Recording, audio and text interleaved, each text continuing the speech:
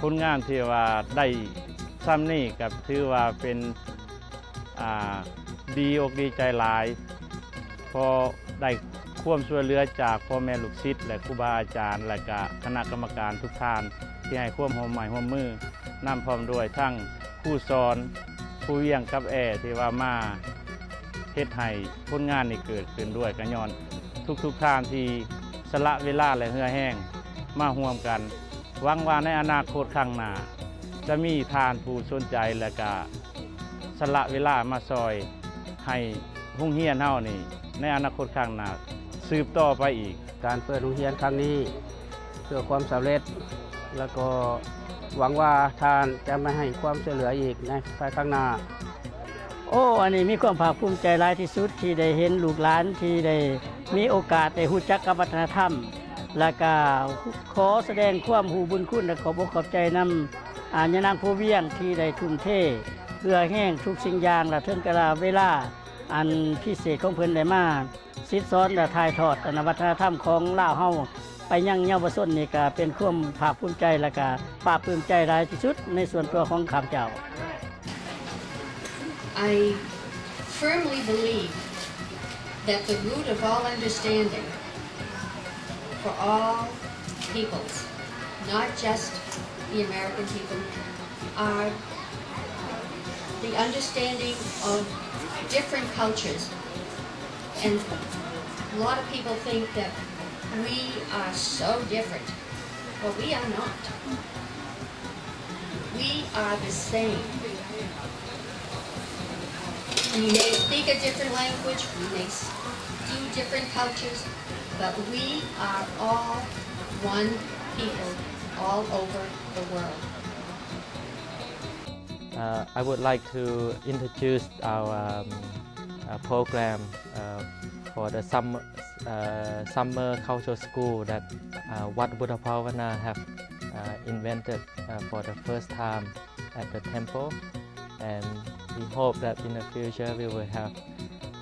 this continue on for a long time. The program itself have three purposes. Is that to bring the young adults or the children who come to learn about the spiritual aspect of their life, like Buddhist teachings. Second, they get to learn about respect and honor the elders. And the third aspect is get to learn about their culture, their heritage,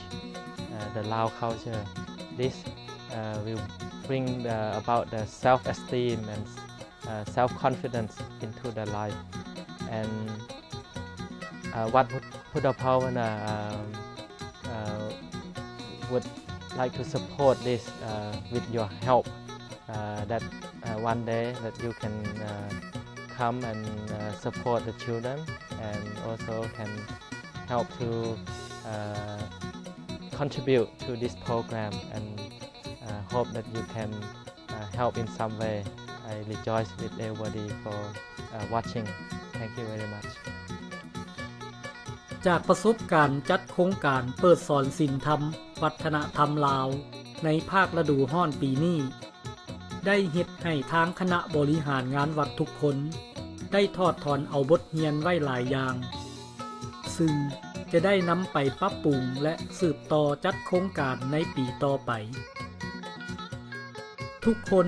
ต่างก็มีความประสงค์อยากสร้างสถานที่ห้องเรียนเพื่อให้เป็นบ่อนศิษย์สอนศีลธรรมวัฒนธรรมลาวอีกทั้งอยากให้เป็นบ่อนเผยแพร่เวียกงานดังกล่าวได้อย่างกว้างขวางขึ้นนับมือและอยากให้มีสถานที่ห้องเรียนไว้เป็นมูลมรดกสืบทอดและเป็นแวนแยงให้ลูกหลานเยาวชนได้เข้ามานำใช้ตลอดไป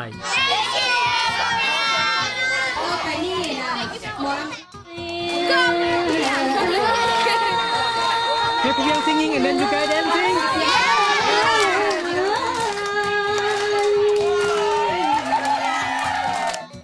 ขอฝากไมตรีกับน้องนี้ด้วยใจหมายมั่นโอ้